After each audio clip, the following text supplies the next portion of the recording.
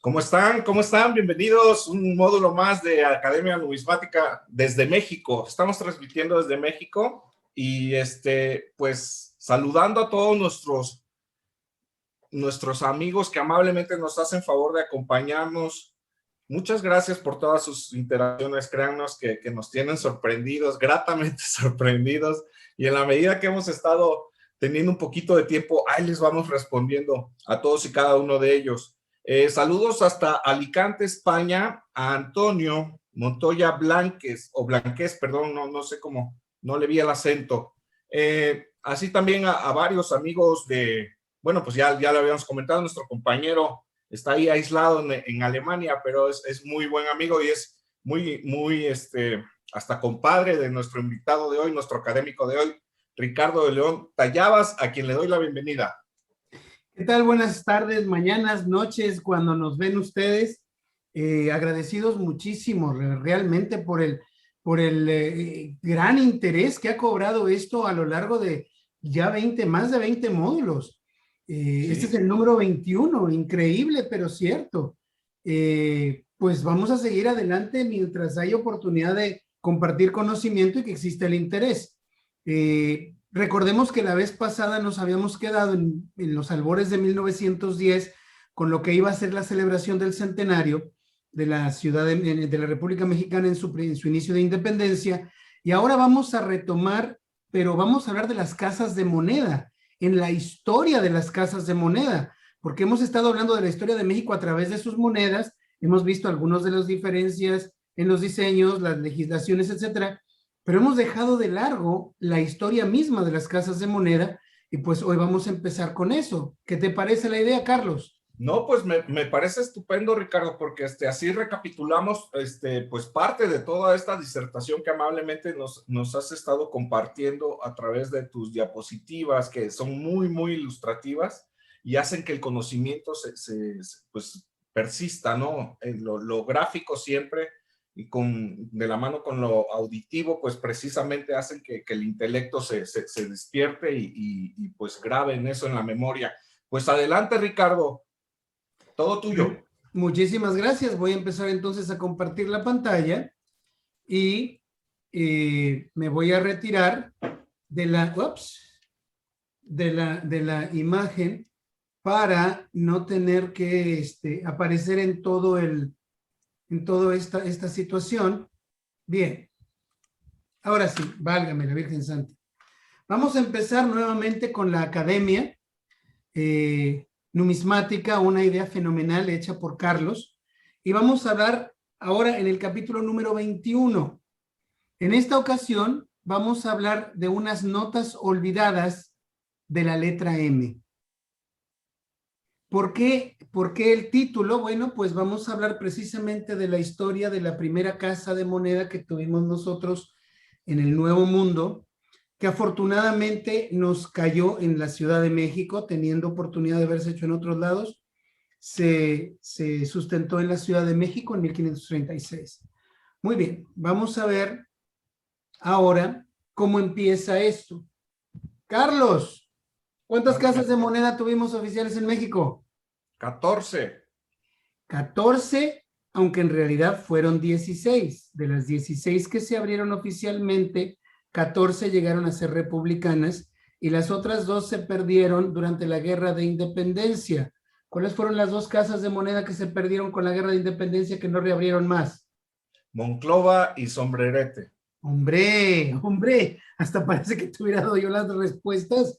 Muy bien, muy bien. Es que Ricardo, mira, a la par que yo estoy aquí respondiendo, créete que aquí en el chat interactivo también están respondiendo. Nos ha servido mucho y hemos estado tomando nota. A eso es la clave, ¿no? La respuesta. Ah, entonces andas checando lo que andan poniendo los compañeros en el chat. Claro. Ya ando poniendo atención, compadre. Muy bien.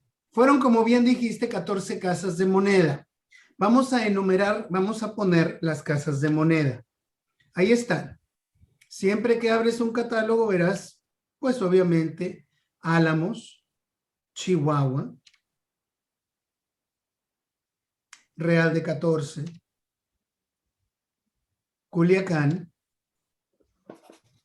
Durango, Estado de México, Guadalajara, Guadalupe y Calvo, Hermosillo, la Casa de Moneda de México, Oaxaca, San Luis Potosí y Zacatecas. Ahí están nuestras 14 casas de moneda. Cada vez que tú abres un catálogo, independientemente de quién lo haya impreso, ahí lo tienes. Ahí tienes la lista de las 14 casas de moneda, que es una lista extraordinariamente arbitraria, mal hecha, mal puesta, mal escrita, pero muy práctica para fines de catalogación. Así es como debería aparecer nuestra casa de moneda, nuestras casas de moneda. Aquí está la de Monclova que habías mencionado y la de Sombrerete que olvidé ponerle en el lado derecho. Bien, ¿por qué acomodé las casas de moneda yo de esta manera, Carlos? ¿Tienes idea? ¿Por las fechas de fundación? Exacto, porque cuando tú las estás leyendo por orden alfabético. Y cuando tú las ves por orden cronológico es completamente distinto. Ahora, las listas arbitrarias de los catálogos de monedas son muy prácticas para ayudar a la gente que justamente está aprendiendo de esto, cómo identificar las monedas y cómo ordenarlas de una forma, pues, lógica. Sin embargo, para una manera cronológica, pues esto es exactamente arbitrario, ya que la Casa de Moneda de México abre en 536, hasta el 810 abre la de Zacatecas, la de Chihuahua, perdón, la de Zacatecas también, la de Durango en el 11, Guadalajara y Guanajuato en el 12 y San Luis Potosí hasta 1827. Bien. Vamos a iniciar con la primera de las 14 casas de moneda que vamos a ir revisando en estos módulos y vamos a empezar con la Casa de Moneda de México. Esta Casa de Moneda de México, como bien hemos mencionado, se establece en 1535, el 11 de mayo, y en esa disposición se habla de cómo iban a ser las monedas hechas en este lugar. Se iba a poner dos columnas en su diseño por el estrecho de Gibraltar, que representaba la frontera del mundo conocido para ellos. Ricardo. Mande usted. Te interrumpo. Mencionaste 1535 ahorita. Sí, 1535 fue cuando se hizo el decreto. Todavía no se acuña ninguna. Sí, todavía no se acuña. Para hacer la precisión nada más. Sí, el 11 de mayo de 1535 se hace el decreto para acuñar las monedas y de eso es lo que estamos hablando ahorita. Sin embargo, la Casa de Moneda de México se establece y acuña por primera vez el día 1 de abril de 1536. Perfecto, muy bien. Gracias. No, al contrario, gracias. Cuando algo no suene coherente, por favor avísame porque a veces me puedo comer una oración o brinco de una idea a la que sigue, suponiendo que dije la mitad del puente de transición. Muchas gracias. Bueno, entonces, en 1535 se especifica el tipo de moneda y el diseño que se iba a llevar.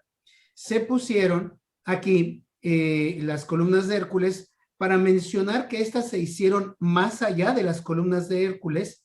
De ahí sale la leyenda de plus ultra. Esto lo habíamos repasado en el módulo número 9, que fue con el que yo inicié, sobre el establecimiento de la Casa de Moneda de México. Y aquí estamos hablando que las monedas decían más allá de las columnas de Hércules, porque era una cachetada con guante blanco para decir, nosotros los españoles fuimos lo suficientemente gallardos y arrojados como para irnos más allá y dejar que unos monstruos maridos nos fueran a amedrentar. Y pues llegaron y establecieron una ruta comercial y a partir de entonces existió pues lo que ahora conocemos como el Nuevo Mundo. Pero para poder hacer ese establecimiento de alguna manera tuvieron que acabar con una cultura, con varias culturas. Estas culturas también se sumaron a los españoles para acabar con la cultura más dominante y poderosa, que era justamente la de los aztecas. Hay un escrito que dice, ¿quién hablará de tu hermoso pasado, oh México? ¿Quién será testigo de tu ahora perdida gloria y esplendor? ¿Quién se levantará a hablar en bien tuyo ahora que no queda nada más allá que polvo y escombro?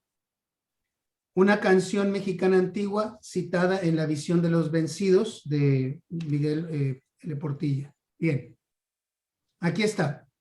Lo que hicieron los españoles fue destruir todo lo que encontraron a su paso para dar paso a una ciudad de traza netamente española, y pues todo lo que encontraron que tenía valor lo fundieron, y lo fundieron para hacer barras, y estas barras pues mandarlas de exportación a España, etcétera. Este es el grabado más antiguo que existe de lo que estaba en donde ahora es Palacio Nacional. Esto era la manzana que ahora ocupa un Palacio Nacional, Casa de Moneda, etcétera. Y pues empezó a destruir la traza antigua para crear los edificios nuevos. Con esta reconstrucción se perdió un mundo de conocimiento. La Casa de las Pinturas, que tenía todos los códices, era nuestra biblioteca de Alejandría en el Nuevo Mundo, fue incendiada.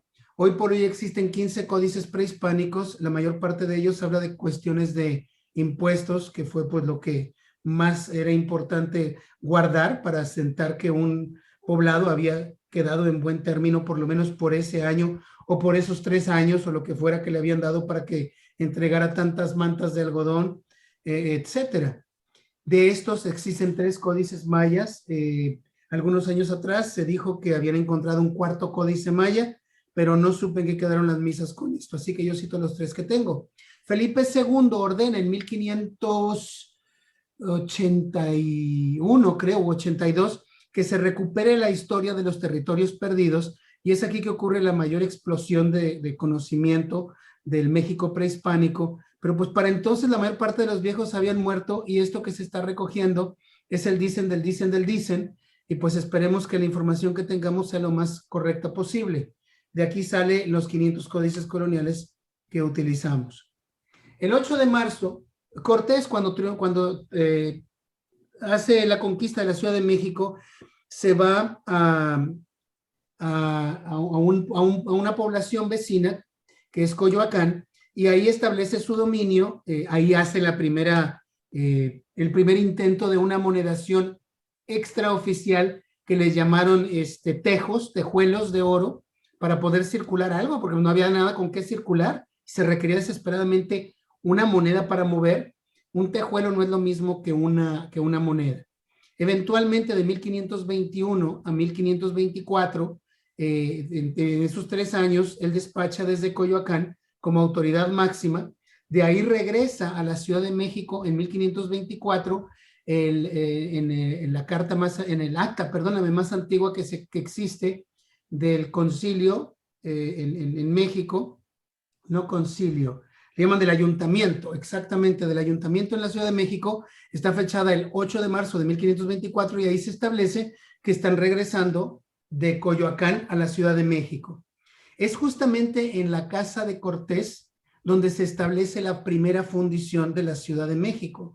Todos los metales, todo lo que iba a suceder para su fundición, iba a ser fundida en la casa del conquistador, en la casa de Cortés.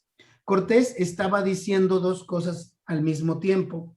Él era quien daba la legislación, él era quien guardaba y hacía el dinero y las riquezas para mandar a España.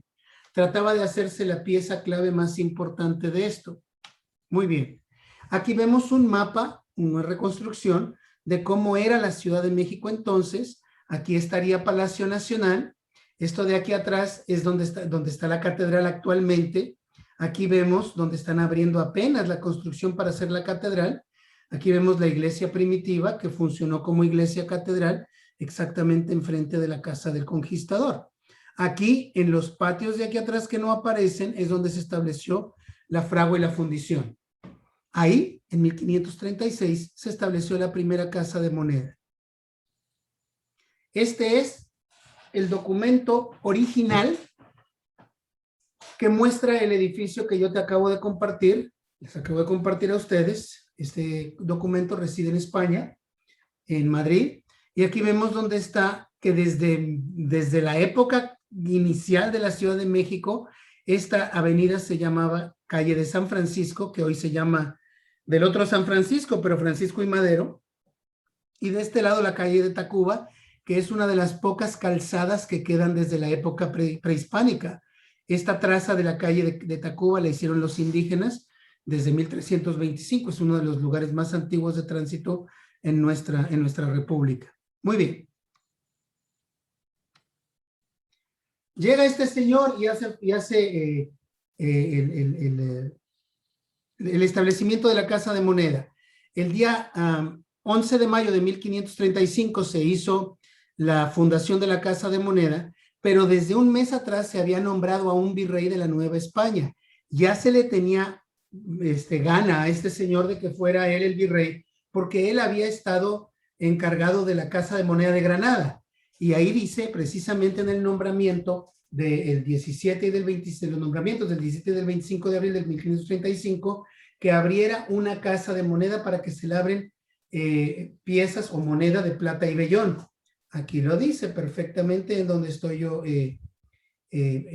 subrayando. Muy bien. Y continuamos. En 1537 se ordena que se haga la primera moneda de $1.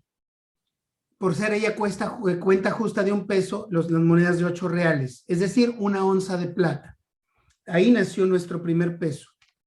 Ya vimos el edificio y ya vimos más o menos las disposiciones. Aquí vemos pues la primera moneda del peso que se hizo, que no fue la primera moneda hecha en el Nuevo Mundo. Esta es la primera onza del Nuevo Mundo. Son ligeramente más grandes que una moneda de 4 reales, son más gruesas y se hicieron muy pocas de ellas porque se desbarataban los cuños o se desbarataban los cospeles al momento de la acuñación, porque requería de un golpe muy fuerte para poder acuñar ambas caras en un cospel tan grueso. Aquí vemos el reverso. Aquí vemos las dos columnas de las que hablábamos. Obviamente la primera denominación fue muy posiblemente de 1 o de medio real, y de ahí a los sucesivos se hicieron de 1, 2 y 3 reales. Eventualmente la de 3 reales fue reemplazada por las de 4 y estas de 8 reales que se ordenaron hacer. Aquí vemos pues el diseño que explicábamos, las dos columnas, la leyenda de Plus Ultra, los nombres de los reyes, Carlos y Juana en latín, reyes de España y de las Indias.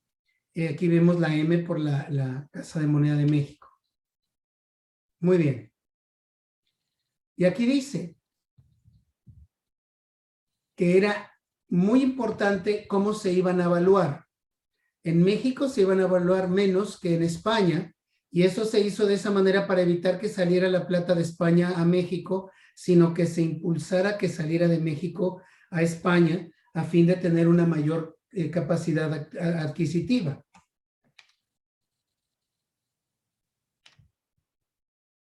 Muy bien. Regresemos a la historia de la Casa de Moneda. Todos los puestos importantes, todos fueron subastados. Se daban los derechos de arrendamiento de la Casa de Moneda. La Casa de Moneda le pertenecía al rey. Eso no tenía vuelta de hoja. Pero el rey arrendaba esta Casa de Moneda para evitarse muchos problemas legales y de inversión. Entonces, funcionó desde el principio como un lugar particular, con ordenanzas dispuestas por el rey, pero que de una o de otra manera, pues funcionaba, como te acabo de decir, a una forma individual, ajena a una corona. Todos los puestos eran, se hacía un Frankenstein que iba a funcionar de la mejor manera posible. El primer ensayador fue Francisco del Rincón y así aparecen las monedas. Pero la licitación se hacía cada 2 años. En 1536 llegaron a fundar la Casa de Moneda. En 1538 se vuelven a abrir los derechos de la Casa de Moneda para arrendarla, y en ese momento Antonio de Mendoza se enoja con el virrey y dice: pero nosotros pensábamos que nos ibas a dejar más tiempo, que nos ibas a abrir con nosotros como una oportunidad de haberte abierto la Casa de Moneda para poder recuperar nuestra inversión. Y el rey dijo: señor, usted es un simple virrey y sigue siendo mi súbdito, yo sé lo que hago. Muchísimas gracias y hasta luego. Pedro de la Membrilla fue el dueño de los derechos de acuñación o de ensaye desde 1538, pero el rey le permite subarrendar esa oficina y es aquí donde empiezan todos nuestros problemas, porque los documentos dicen que una persona era el ensayador, pero aparecen otras letras en las monedas. Esto fue lo que no pudo interpretar Pradó en los 930 y el señor dijo que no se iba a meter en hablar de los ensayadores.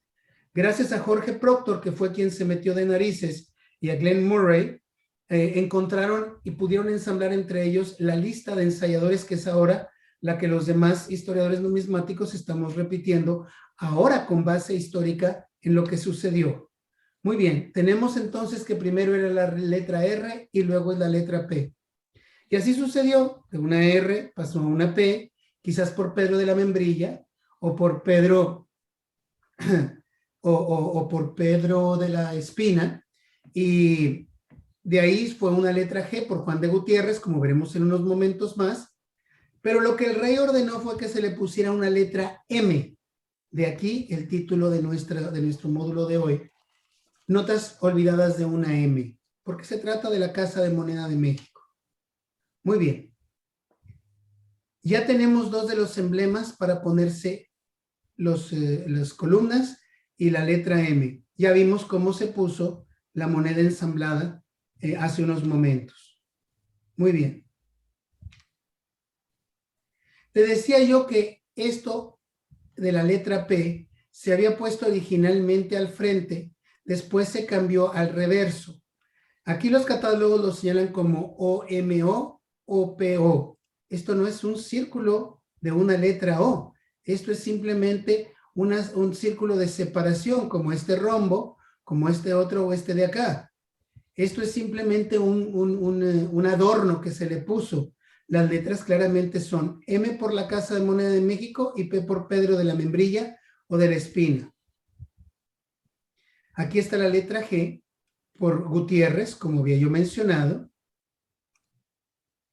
Y este fue el señor que más se divirtió porque aparecen al frente sus letras, atrás, aparecen en la moneda de la siguiente serie, etc. Se hizo una investigación en 1545 porque desde 1543 el virrey de la Nueva España, por deshacerse política y militarmente de Cortés, lo acusa del peor de los pecados que pudo acusarlo. ¿De qué lo acusa, Carlos? ¿De falsificación? No, algo más grave que eso. Bueno, de robo. ¿De robo a quién? Al rey. Exactamente, de robo al rey. Mendoza, Antonio de Mendoza, acusa de que estuvo robando porque la Casa de Moneda de México se establece en la casa de Cortés y dice que ahí en su casa pues empezó a robarle plata al rey y adulterar un poco las monedas. Lo mandan de regreso a España Cortés y es ahí que pues ocurre algo importante. Esta investigación del 27 de mayo de 1545 y en esta investigación aparece en toda nuestra historia de la Casa de Moneda temprana. En México de otra manera se hubiera perdido. En esta investigación se dice que Juan de Gutiérrez había estado exactamente en 6 años en esa casa. Sin embargo, es muy posible que haya entrado como un fundidor menor, después pasaría a fundidor mayor y eventualmente al efecto de ensayador. Bien. En 1542, el 28 de junio, ordena Antonio de Mendoza que se le agregue la letra O. Al señor se le ocurre por sí, porque le dio la gana ponérsela. No nada más por poner la letra O, había él roto las reglas que venían de España, porque él respetaba esta letra M como la letra real de México. Él simplemente le puso una marca suplementaria que era la letra O. Y de ahí aparece la MO, que desde el 28 de junio de 1542 hasta el día de hoy aparece en nuestras monedas. Cualquier moneda que tú saques de tu bolsillo debe llevar la letra M y la letra O en el anverso, porque fue acuñada en México. Es la marca de una casa de moneda más antigua existente en el Nuevo Mundo. Mucha gente ha mencionado como un error que se le puso la letra O para identificar las de España. Aquí vemos una letra M en una moneda española de Madrid con la letra O por haberse hecho en la tijera. Pero esta es una cuestión completamente afuera de lo común. Es imposible que se le haya puesto la letra O para distinguirlas de las españolas, precisamente porque la Casa de Moneda de Madrid no existía. La habían cerrado desde 1474 y no volvería a ser abierta sino hasta 1614. La MO aparece en 1542 y los diseños eran completamente diferentes los españoles del Nuevo Mundo. Esto precisa y justamente hace que esta leyenda sea rota con la evidencia misma. Ahí está la M de Madrid. Este es el reverso de la moneda hecha en la tijera. Bien. Aquí vemos el edificio en el mismo mapa original que reside el siglo XVI en Madrid. Vemos cómo aparecía el Palacio Nacional, que entonces era Palacio Virreinal.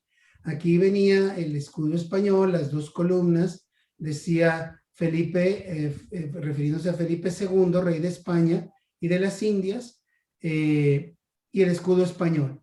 Pero aquí, si te fijas, hay solares de este lado que eventualmente ocuparían el edificio y comprarían solares más a la izquierda y se expandirían para el lado de atrás y harían pues la manzana que ocupa ahora el Palacio Nacional.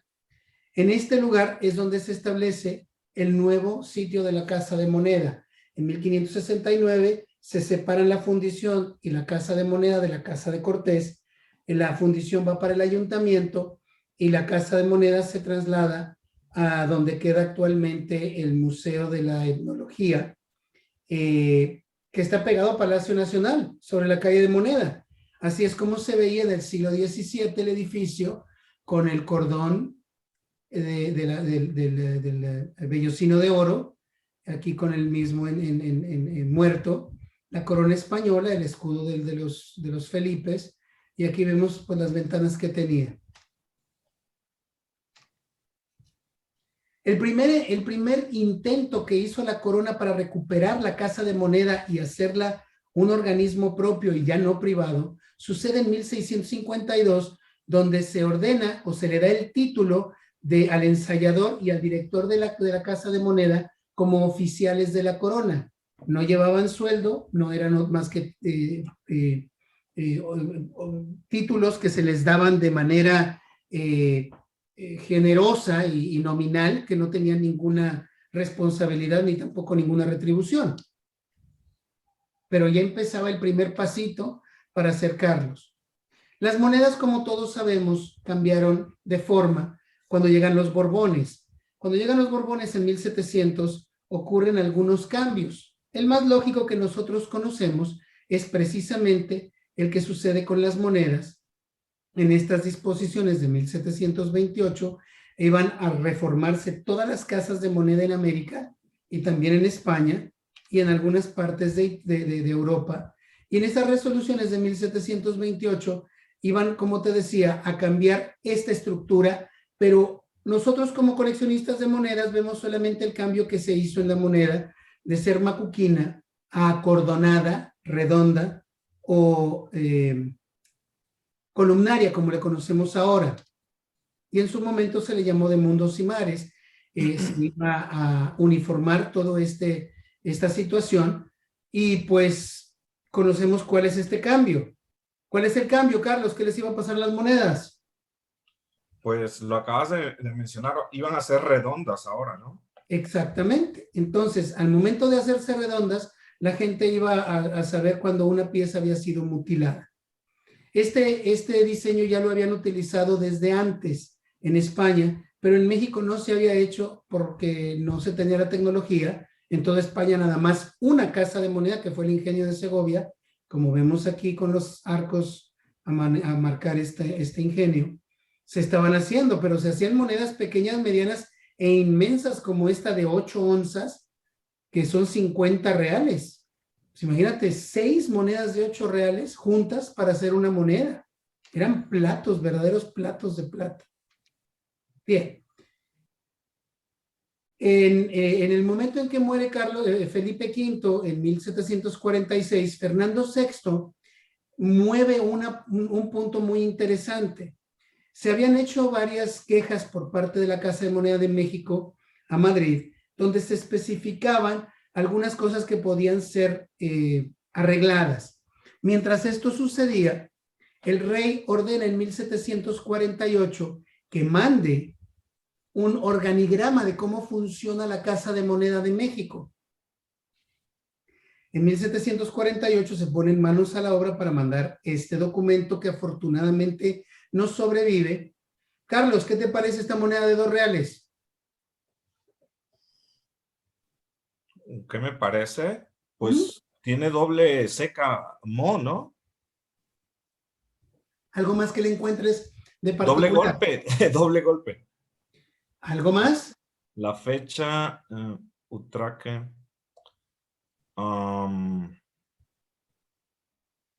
Pues dice copia ahí donde está el mar. Exactamente. La moneda es una falsificación moderna. Es muy difícil que se hubiera dejado la O rota como está aquí y seguir acuñando con ella.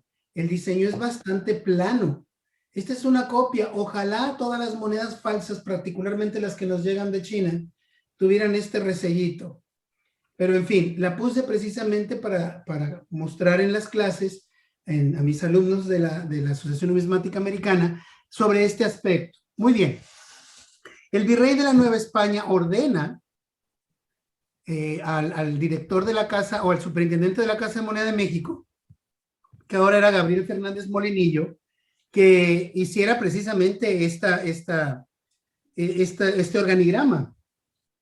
Y en 1749, el 24 de noviembre, el señor manda justamente el organigrama.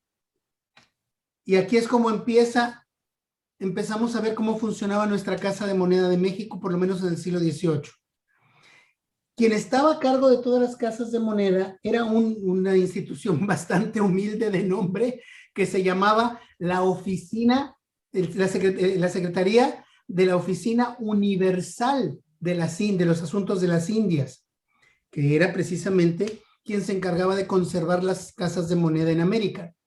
De ahí, este consejo estaba dividido en 2 partes: el Supremo Consejo de las Indias y la Comisión de Comercio y Amonedación. De ahí estaban a la par el superintendente y el virrey de la Nueva España, y abajo estaba el controlador de la Casa de Moneda, y después el tesorero de la Casa de Moneda. Esto seguía para abajo con más puestos que me voy a omitir por cuestión de tiempo, pero llegaban hasta los 8 soldados que se encargaban de custodiar el edificio de la Casa de Moneda. Fue tan bien detallado este informe que se dio de la Casa de Moneda que se ordenó en 1751 que todas las disposiciones que la Casa de Moneda de México habían dado fueran ley para el resto de las casas en América. Fue el primer privilegio que tuvo la Casa de Moneda de México con el resto de sus compañeras para poder, de alguna forma, continuar un legado en cuanto a nivel de relevancia y de importancia. Muy bien, pero ¿cómo le hacemos para salir de las barras de metal a las monedas? ¿Cómo llegaba a suceder todo esto? Vamos a hacer el pequeño viaje de una moneda desde su infancia hasta que se hace una moneda. Estas empezaban con las minas. Se extraía el metal, las minas, se trataba de fundir el metal después de 1652, que se ordenaba que se hicieran talleres de fundición en los centros mineros mismos.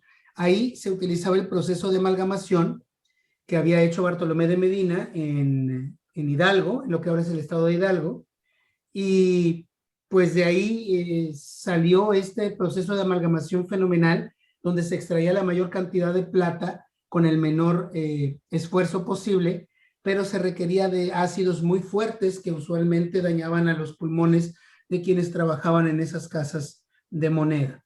Y este descubrimiento de 1555 sale perfecto con el descubrimiento de grandes yacimientos como los de Zacatecas y Guanajuato.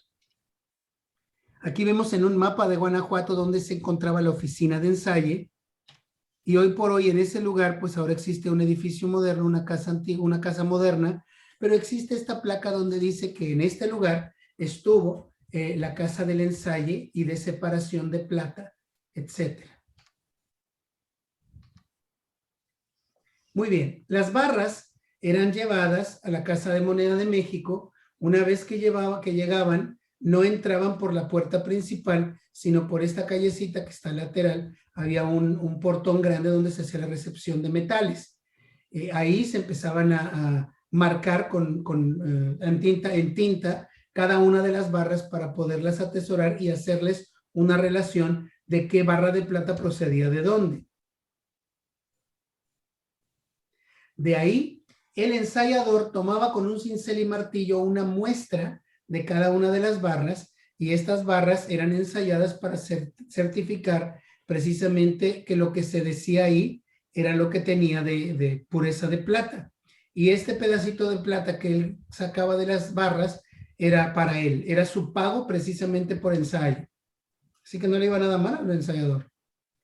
Después de verificar la pureza, los ensayadores certificaban por triplicado en documentos y en actas la pureza de estas barras recibidas. Después de esto se pesaban las barras para poder dar un pago justo por las mismas. Luego estas barras eran guardadas y sus actas eran firmadas ahora por el controlador y por el ensayador mayor. Después de ahí, cada controlador hacía un estimado de cuál iba a ser el precio de la moneda, de la barra. Después de hacer este estimativo, se sumaban los tres y se dividía entre tres para hacer un precio promedio. Si todo salía perfectamente bien hasta este punto, entonces el controlador y el superintendente de la Casa de Moneda daban su firma para aceptar el metal y hacer el pago correspondiente del mismo, y a partir de entonces esta barra se correspondía a la Casa de Moneda y a los inversionistas de la Casa de Moneda. Cuando todo esto estaba arreglado y había suficiente metal para poder acuñar, se llamaba al superintendente, al controlador y al juez de balanza para que pesaran el metal y se les marcaba con tinta la palabra moneda, porque que esas piezas, esas barras habían sido ya certificadas, checadas y vueltas a checar, y estaban ya listas para la monedación. Se iban a desbaratar, se iban a fundir, y después de fundirse se iban a hacer en láminas. Seguían guardándose estas hasta que sucediera el proceso que te estoy comentando, y de ahí se hacían ya las láminas para poder pues empezar a hacer las monedas.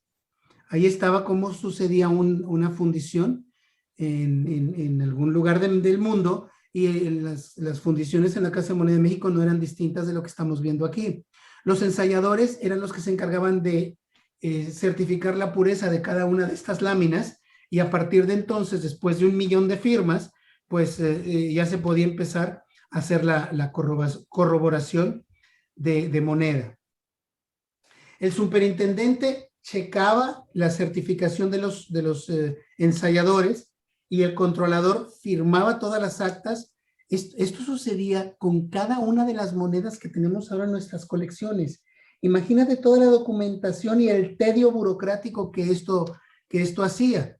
Se hacían finalmente las láminas, se recortaban en estas lengüetas, se pasaban por rodillos de diferente espesor para que se fueran haciendo cada vez más delgadas, dándole el grosor requerido. Se recortaban con una cospeladora, después del siglo XVIII, obviamente, antes se cortaban a mano, y después empezaban a poner los diseños del canto.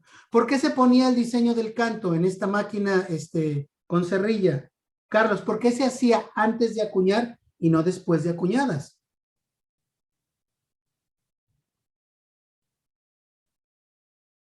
¿Andarás por ahí, Carlos? Bueno, pues continuamos. Se me hace que Carlos tuvo un problema de micrófono. Se le ponía de esta manera precisamente para hacer un realce de los bordes y de esta manera cuando se hiciera la acuñación pudiera fluir el metal hacia el centro. Muy bien. En las monedas de oro se hacía una situación un poquito más distinta. Se pesaba cada una de ellas, cada una de las monedas de 8 escudos, lo mismo que de 4 y de 1 escudo. Todas ellas eran pesadas. Las monedas de plata se iban juntando en bolsas de 100 marcos, es decir, 23 kilos y 100 gramos, si quiere uno ser perfectamente exacto, cosa de 50 libras en el sistema antiguo.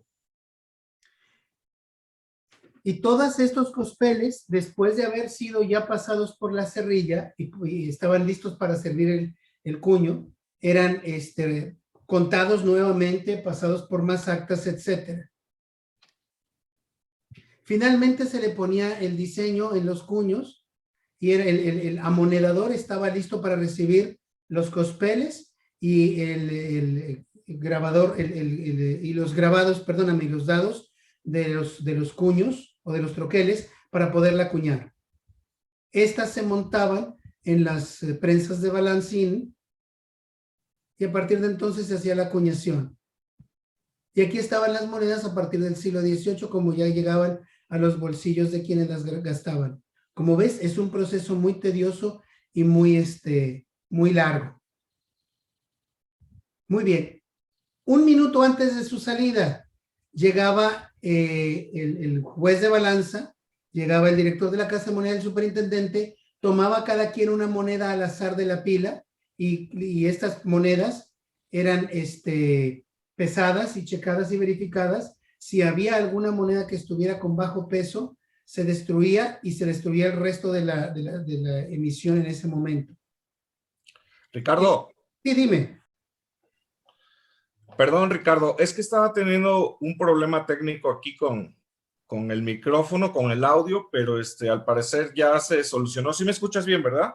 Sí, no, te escucho bien y no tienes por qué andar haciendo excusas. Andabas checando el chat a ver qué pregunta te podía yo hacer que ya te dieran la respuesta. De eso se trata. De eso También se trata. algo hay de eso, ¿no? Pero seguimos con ese ánimo. Adelante, Ricardo. Seguro, gracias. Muy bien.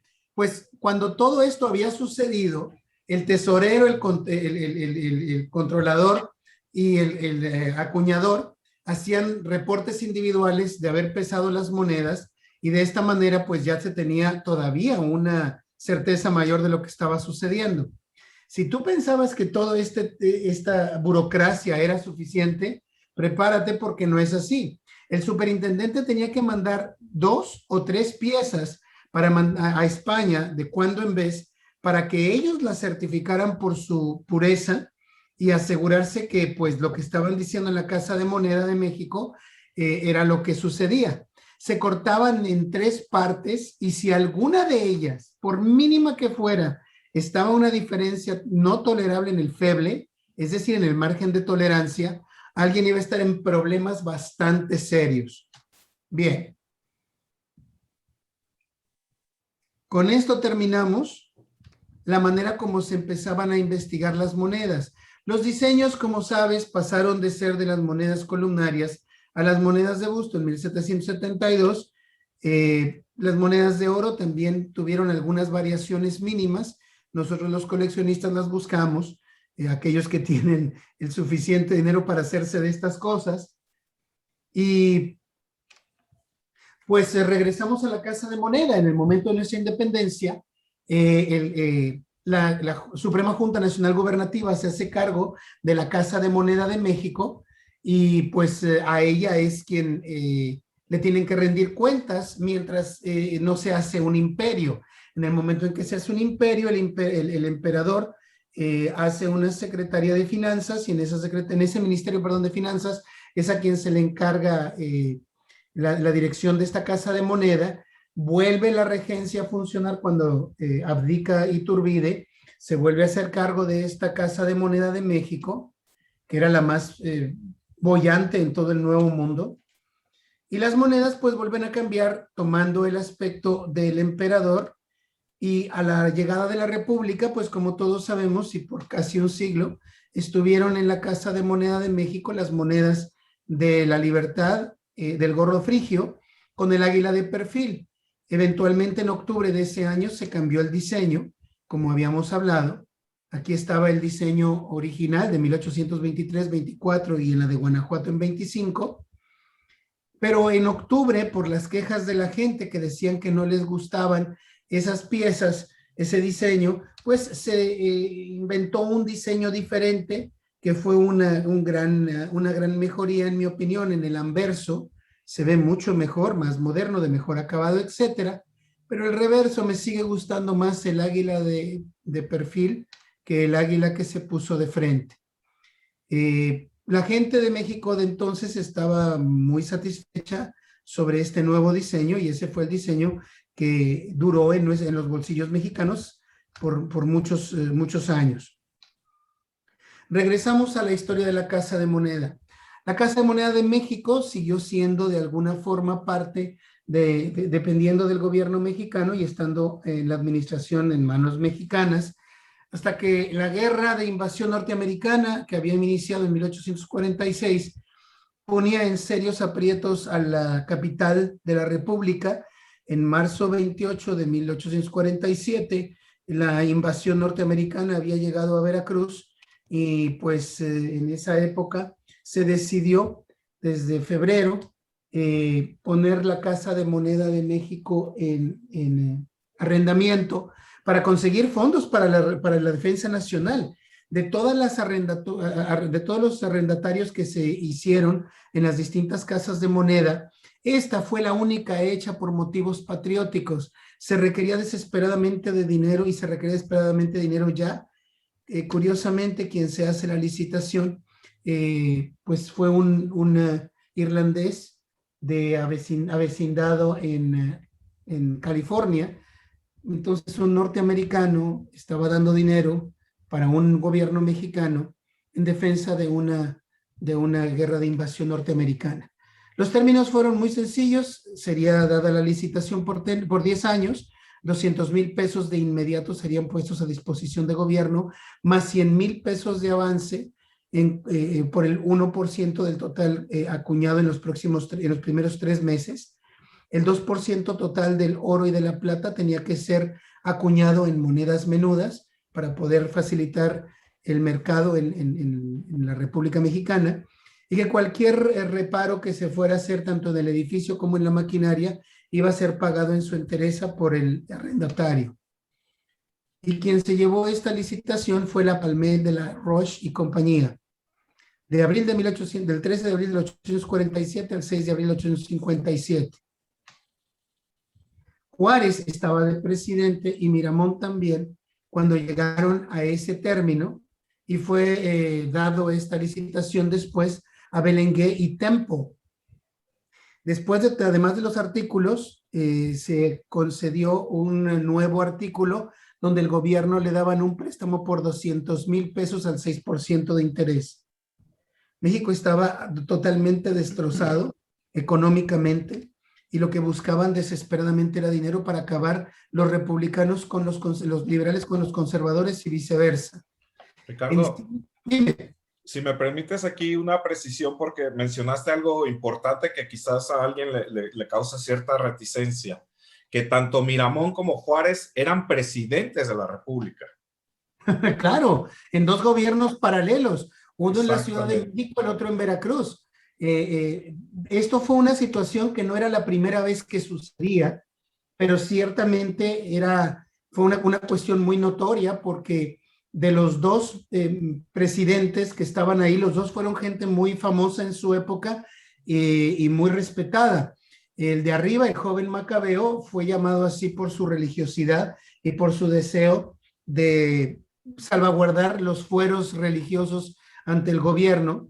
Y Juárez, pues qué decir del señor, fue un abogado liberal que estaba perfectamente en contra de los fueros religiosos y de tomar en posesión las propiedades del clero para poder salir adelante como país. De otra manera hubiéramos servido a la iglesia por el resto de nuestras vidas. Y eso es muy importante como mencionas. Ambos gobiernos hicieron empréstitos que eventualmente, por haber sido hechos a nombre de la República Mexicana, independientemente de que fueran republicanos liberales o republicanos conservadores, la República se tuvo que hacer cargo de estos empréstitos eventualmente. Bien. La Casa de Moneda fue dada en licitación al señor John Temple de Los Ángeles en 1867. Había expirado en el 67 y Juárez trató de recibir esa Casa de Moneda de regreso a México, pero la situación económica no estaba todavía lo suficientemente consolidada como para poder hacer esto, y encima, para abril de 1867 todavía no se consolidaba la República. Estaba Maximiliano enquistado en Querétaro y no había manera todavía de poder retomar la Casa de Moneda de México. Encima de eso, se sabía que el señor Temple había dado 166,000 pesos de préstamo a Maximiliano. Al señor Temple no le quedaba mucha opción, ¿verdad? Porque pues la Casa de Moneda no la puede uno mover de donde está ubicada, y quien estaba justamente ahí era Maximiliano. Entonces Juárez empezó a decir que hubo de alguna manera un rompimiento de contrato, hubieron litigios a diestra y a siniestra. Eventualmente hasta el día 1 de enero de 1869 es que las cortes fallan, y pues sí, se tomaron 400,000 pesos de los préstamos que había dado la Casa de Moneda a Juárez, al gobierno, y estos fueron pagados después por otro gobierno que no era ya el juarista, porque Juárez había muerto desde el 72. En 1868, cuando todo esto estaba sucediendo, se hizo una iniciativa para recuperar todas las casas de moneda. Era un sueño demasiado ambicioso, particularmente porque no se tenía la oportunidad ni económica ni política de poderlas recuperar, pero era necesario recuperar la idea, por lo menos, de que esto sucediera. Dublán fue uno de los grandes promotores de esta idea. El que siguió, que fue el autor del memorándum número 13, fue Matías Romero. Este señor en 1868 y 69 empezó a dar los pasos para empezar a tomar las casas de moneda y evitar que se siguieran arrendando de manera intermitente e indefinida a estos gobiernos extranjeros, perdón, partidos individuales o particulares extranjeros. Este señor lo conocemos todos por el billete de 10,000 pesos.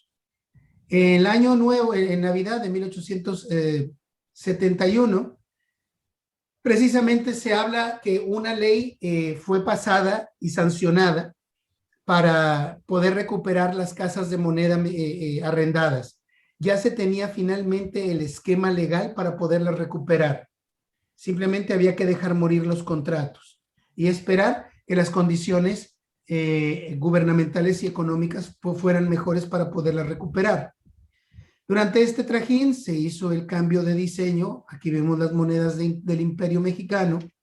Después se recuperaron los diseños republicanos y así quedaron hasta 1898, en que se hace justamente el último diseño antes de la reforma monetaria del 905, que fue donde nos quedamos la última vez.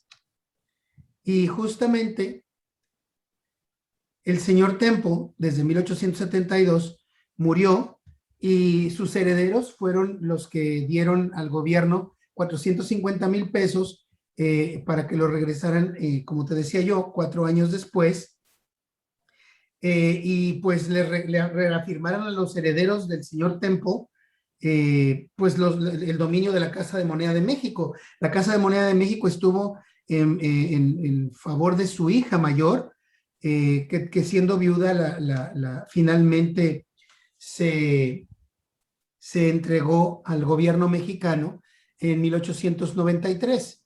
En enero 31 de 1893, la Casa de Moneda de México pasa nuevamente a manos mexicanas para no dejarla ir otra vez hasta el día de hoy. Habíamos hablado de los distintos águilas y de las distintas enmiendas al circulante mexicano en el último de los módulos.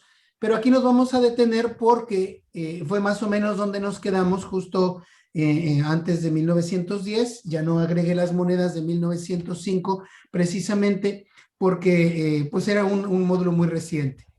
¿Cuánto se acuñó en la Casa de Moneda de México entre 1824 y 1892 en millones de pesos? Hay que recordar que se mandó, que cuando conseguimos nosotros nuestra independencia, se mandaban más o menos 20 millones, se acuñaban más o menos 20 millones de pesos. Ahora estamos hablando de 7 veces más, por lo menos en esta gráfica. Y aquí está, 6 veces más se acuñó entre 1824 y 1892 de como nosotros recibimos la Casa de Moneda.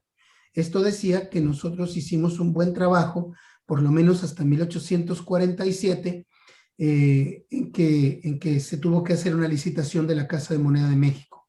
Bien. Las secas, como aparecen en las monedas. Carlos, ¿cuáles te acuerdas? ¿En orden alfabético o cómo? No. ¿Cómo apareció la marca de la Casa de Moneda de México en sus monedas? Primero apareció una M sola. ¿Y luego? Luego con la O. ¿En dónde? Así como si fuera un sombrerito. Perfecto. ¿Y luego? Y luego, pues, fue cambiando a un lado o debajo incluso. Debajo no me ha tocado verla, pero a un lado sí. Vamos a ver cómo se movía esta seca, como tú mencionas. Primero era una letra M sola, como bien mencionas, y fue en diferentes épocas, porque mucha gente piensa que nada más se puso la M en la época colonial. No, señores, se pusieron en diferentes épocas. Como bien dices tú, la O subió en 1542 y apareció en un sinnúmero de monedas. Pero también esta O fue suplida por una X en el año de 1733. Eventualmente volvió a recuperar la O, aunque en algunas monedas de oro viene la MXO, como aparece ahí. Pero fue un año, 1 o 2 años donde se utilizó esta, bueno, algunos años, pues, pero no más de 10 o 20. Y solamente en las monedas de oro. Después se cambió con una barra al lado derecho.